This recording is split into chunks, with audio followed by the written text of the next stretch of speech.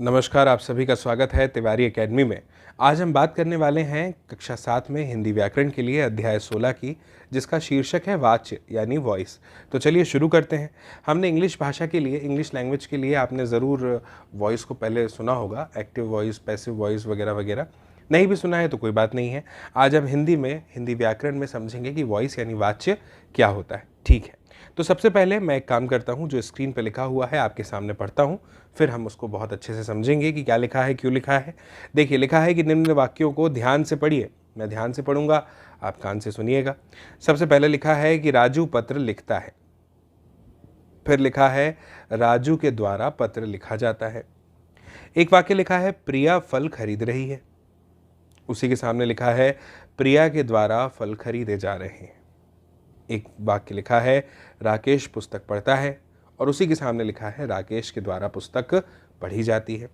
इन वाक्यों में कुछ फर्क आपको नजर आ रहा होगा। एक वाक्य सीधे कह दिया गया राजू पत्र लिखता है, दूसरे वाक्य को थोड़ा सा घुमाकर लिखा है राजू के द्वारा पत्र लिखा जाता है। इस वाक्य में हमें यह पता चल रहा है कि पत्र जो है वो किसी के द्वारा लिखा जा रहा है। ठीक है, अब इन वाक्यों को ध्यानपूर्वक पढ़ने से क्या पता चलता है कि लिखता है और लिखा जाता है, खरीद रही है, खरीदे जा रहे हैं, पढ़ता है, पढ़ी जाती है आदि क्रियाओं से यह पता चल रहा है कि वाक्य में विधान का मुख्य विषय क्या है, क्रिया का मुख्य संबंध किस शब्द से है। जब हमें यह पता चल जाए कि क्रिया का जो मुख्य संबंध है वो किस शब्द से है, तब आप कहेंगे कि यह वाच्य है।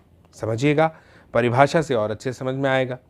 क्रिया के जिस रूप से पता चले कि वाक्य में क्रिया कर्ता, कर्म या भाव के अनुसार आई है, उसे वाच्य कहते हैं।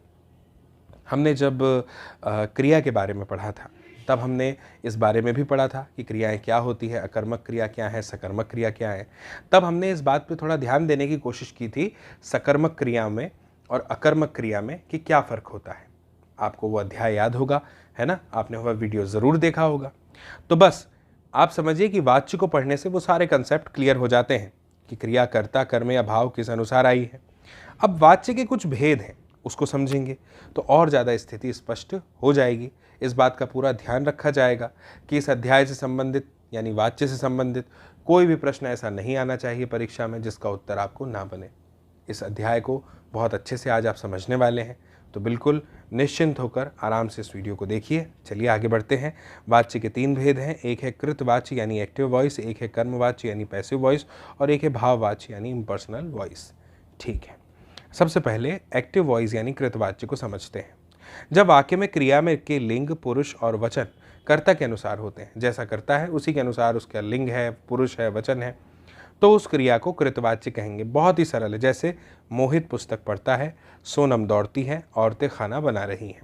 अब यहाँ पे स्पष्ट समझ में आ रहा है, मोहित पुस्तक पढ़ता है तो पढ़ता है, सोनम दौड़ती है तो दौड़ती है, औरतें खाना बना रही हैं। क्रियाएं पढ़ता है, दौड़ती है, बना रही है क्रमशः इन वाक्यों के कर्ताओं के लिंग और वचन के अनुसार यहाँ पे प्रयोग में लाई गई है।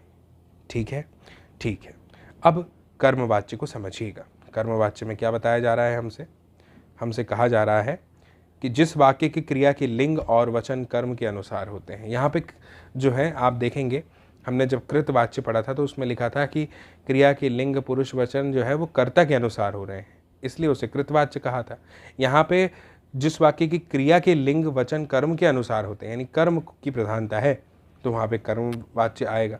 यहाँ पर क्रिया का मुख्य संबंध कर्म से होता है, जैसे रोहित के द्वारा पुस्तक पढ़ी जाती है, बच्चों के द्वारा मिठाई बांटी जाती है, कहानी राम के द्वारा कही गई है।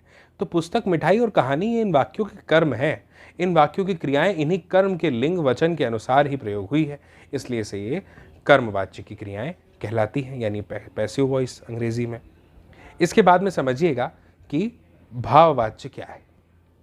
इसमें हमें क्या बताया है, जिस वाक्य की क्रिया के लिंग, वचन और कर्ता कर्म के अनुसार नहीं होते बल्कि भाव के अनुसार होते हैं, उसे हम भाववाच्य कहते हैं। भाववाच्य में क्या होता है, अधिकतर अकर्मक क्रिया का प्रयोग होता है। भाववाच्य की क्रिया हमेशा अन्य पुरुष पुल्लिंग और एक वचन में रहती है। इसमें प्रायः अशक्तता प्रकट करने के लिए क्रिया प्रयुक्त होती है। अशक्तता मतलब जैसे बूढ़े से चला नहीं जाता, हमसे पढ़ा नहीं जाता, कुत्ते से भौंका नहीं जाता और कबूतर से उड़ा नहीं जाता। ये अशक्तता ही तो व्यक्त होने की बात हो रही है यहाँ पे। नहीं हो पा रहा इनसे काम। तो इन वाक्यों की क्रियाएं कर्ता और कर्म के अनुसार नहीं होती बल्कि भाव के अनुसार होती है। तो सामान्य रूप से जो भाववाच्य है इसकी क्रियाएं अन्य पुरुष और एक वचन में प्रयुक्त की जाती है। अब समझिएगा कि वाच्य परिवर्तन क्या है, ये किस तरह से किया जाता है। तो समझिए कि कृतवाच्य से कर्मवाच्य अगर बनाना हो, एक्टिव से पैसिव, तो कैसे होगा। कृतवाच्य के कर्ता के साथ से या के द्वारा जोड़ा जाता है। जैसे यदि कर्म के साथ कोई विभक्ति लगी हो तो उसे हटा दिया जाएगा और क्रिया में अ या जोड़ दिया जाएगा। इसके बाद में धातु का कर्म लिंग, वचन, काल और पुरुष के अनुसार प्रयोग किया जाता है। उदाहरण से समझते हैं एक एक बिंदु को। सबसे पहले क्या लिखा हुआ है, कृतवाच्य के कर्ता के साथ से या के द्वारा जोड़ा जाएगा। ध्यान से समझिएगा, अमर आम खा रहा है, अब इसके साथ द्वारा जोड़ देंगे, अमर द्वारा आम खाया जा रहा है। ठीक है, स्पष्ट है, अच्छे से समझ में आया हो। राजेश क्रिकेट खेल रहा है, राजेश द्वारा क्रिकेट खेला जा रहा है।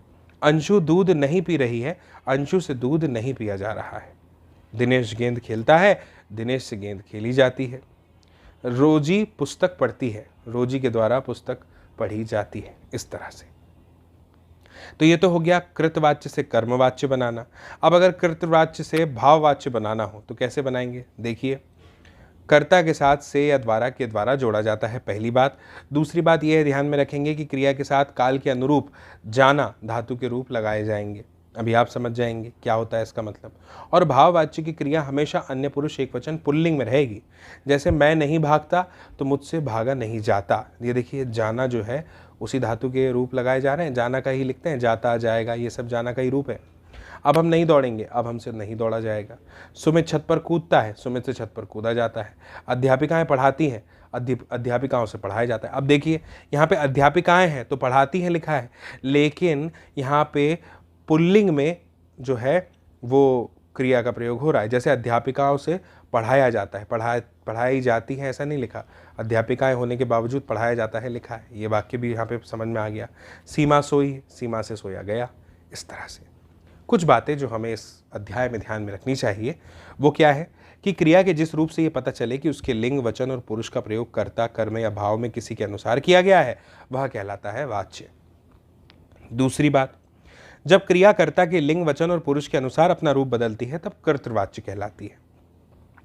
तीसरी बात, जिस वाक्य में क्रिया कर्ता के अनुसार न होकर कर्म के लिंग, वचन, पुरुष के अनुसार होती है उसे कर्मवाच्य कहते हैं। अगली बात, यदि वाच्य में क्रिया न कर्ता के अनुसार हो और न कर्म के अनुसार हो तो उसे भाववाच्य कहते हैं। इसमें क्रिया सदा एक वचन, पुल्लिंग और अन्य पुरुष में रहती है। अगली बात, कर्मवाच्य में केवल सकर्मक क्रियाओं का प्रयोग किया जाता है। और अंतिम बात कि भाववाच्य में केवल अकर्मक क्रियाओं का प्रयोग होता है। ठीक है, मुझे उम्मीद है कि आपको यह वीडियो बहुत अच्छे से समझ में आया होगा। आप ज़रूर इस वीडियो की लिंक को साझा कीजिएगा, शेयर कीजिएगा अपने दोस्तों, मित्रों, साथियों, सहपाठियों, परिजनों के साथ, ताकि वे लोग भी देख पाएँ इस वीडियो को और समझ पाएँ इस जानकारी को। बाकी मेरी फिर आपसे जल्दी मुलाकात होगी अगली नई जानकारी के साथ, नए वीडियो में। और तब तक के लिए आप सभी को मेरा नमस्कार।